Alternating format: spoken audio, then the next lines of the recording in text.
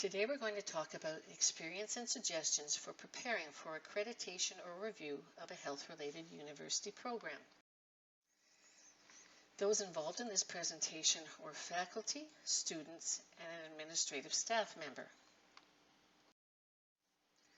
Publicly assisted Ontario universities prioritize and participate in rigorous accreditation or review processes.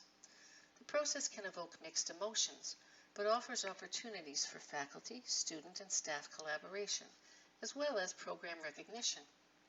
We will share our experience for the review of 2 Northern Ontario graduate health programs and offer suggestions for others. Our experience is based on 2 Laurentian University programs that were reviewed jointly, the Masters in Interdisciplinary Health and the PhD in Rural and Northern Health. We had monthly meetings with 2 program coordinators and a director that commenced a year before submission of the self-study. We had frequent meetings with a curriculum development and review specialist that commenced 6 months before submission, and those focused on revising program and course learning outcomes. There were several meetings held with the core program visit team, unit faculty, and staff. These are the steps involved. It's important to start early. A year before submission was what we did. And there's a benefit of having core unit faculty as self-study writers and an experienced review team. There is great value in accessing curriculum designer expertise that can help with generating outcomes, prompting discussions, suggesting what to present, reviewing material, and editing. So it's important to work jointly with them and keep in frequent contact. Program learning outcomes must map to degree level expectations. As an example, we have a master's program learning outcome, navigate the necessary processes preceding health research, including research proposal submission, funding proposal submission, and research ethics approval. That maps to all 6 of the degree level expectations across the top.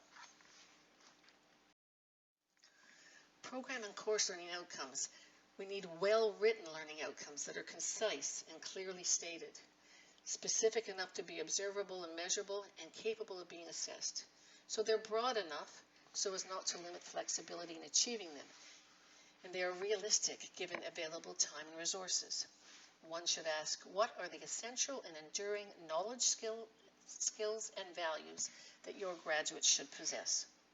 These should be clear, measurable, not excessive in number, and mapped to evaluation or assessment methods.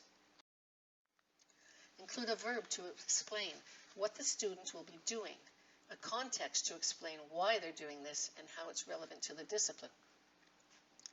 Prepare to write and rewrite them several times. These need to be aligned with other approved program documentation, so new approvals may be necessary. Curriculum maps connect a course to its program learning outcomes. So the complete curriculum map is large and includes all required and elective courses. Here's an example from the master's program, where we have a course learning outcome describe various theories used in health research and indicate their strengths and limitations orally and in written format. That maps to 3 of the program learning outcomes across the top. In the interior of the table are the assessment methods. Here is an example from the PhD program for another course, where one of the course learning outcomes is be familiar with a variety of different research study designs and methods applicable to the study of health issues in northern and rural regions. That maps to the program learning outcome, one of those across the top.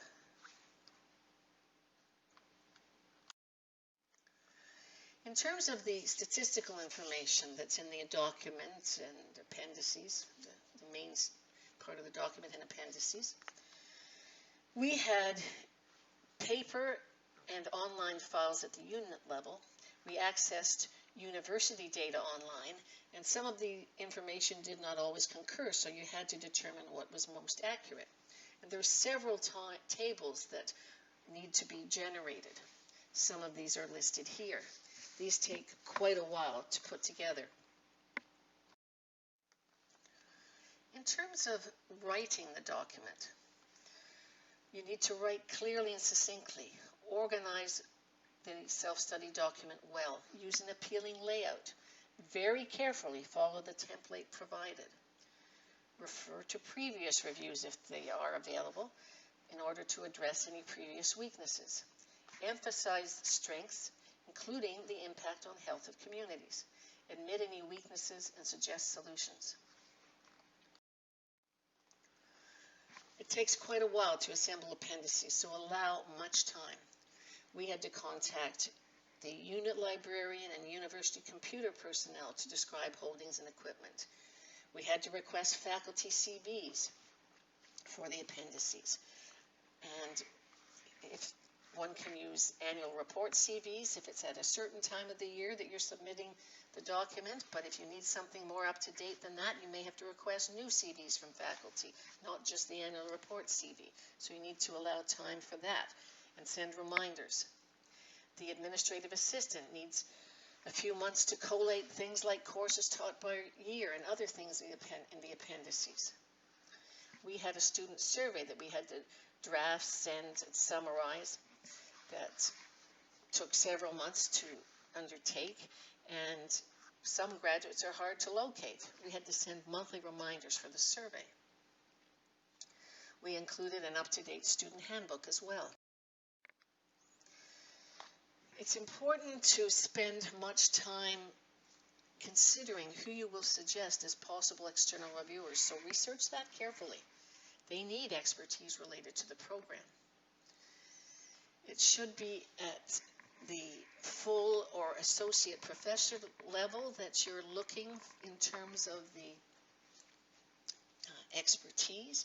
One can have an emeritus professor if they're available. You can check professor ratings as well. There needs to be very careful review of the self-study document before submission by the writers. We had the review visit team, we had faculty and external colleagues. It is a very good idea and strongly suggested to access the services of a document editor. One needs to construct the review visit timetable for the external reviewers. Is it going to be in person or virtual? Ours was virtual. If it's virtual, be aware of any time differences between where the people involved may be. Allow frequent breaks and time for discussion. Don't exhaust them. Include a walk around. Allow time for the team to meet with higher level managers. The external reviewers sent back a report with suggestions. For us, we had such things as emphasize indigeneity in master's courses. Proceed with the development of a course-based master's. Review methods courses for laddering. Incorporate alternate delivery modes on an ongoing basis. Ensure equitable access to library and other resources for students in remote locations. Provide resources to improve program marketing strategies and update program websites. Track and promote success stories. Consider combining the administrative assistant with a student navigator. Enhance opportunities for students to engage in rural and indigenous communities. To summarize, start early and follow the template carefully. Be aware of degree level expectations and spend much time on curriculum maps to ensure program and course learning outcomes correlate with evaluation methods. Gather statistics from various sources. Be creative. It's important to have online files and try to reduce paper files or eliminate them. Organize the self-study document carefully. Write clearly and succinctly. If in doubt, cut it out. Take time to gather, organize, and assemble various appendices. Recommend external reviewers with care. Edit the document. An editor is helpful. Construct the review visit timetable. Respond to the report produced in a timely fashion. Here are the references, and thank you very much.